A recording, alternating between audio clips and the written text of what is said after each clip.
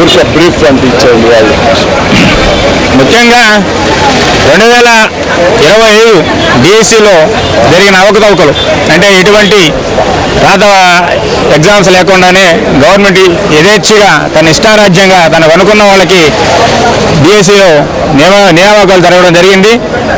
అందులో చాలా అవకతవకలు జరిగాయి, అవినీతి జరిగింది, అక్రమాలు జరిగినాయి.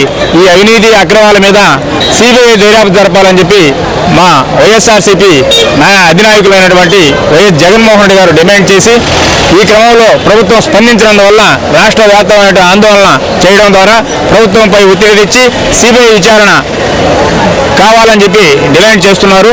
ఆ క్రమంలో రాష్ట్ర వ్యాప్తంగా మా వైఎస్ఆర్సీపీ శ్రేణులందరూ జరిగిన ఈ నిరసన కార్యక్రమంలో మా లీగల్ సెల్ తరఫున లీగల్ సెల్ మెంబర్లందరూ కూడా సంపూర్ణ మద్దతు ప్రకటిస్తూ మా అధినాయకులైనటువంటి జగన్మోహన్ రెడ్డి గారు డిమాండ్ చేసిన మేరకు స్టేట్ గవర్నమెంట్ సిబిఐ విచారణకి ఆదేశించాలని, అదేవిధంగా బాధ్యత వహిస్తూ మంత్రి లోకేష్ గారు రాజీనామా చేయాలని మేము డిమాండ్ చేస్తూ ఈ నిరసన కార్యక్రమానికి మా సంపూర్ణ మద్దతు తెలియజేసుకుంటూ ఉన్నాం.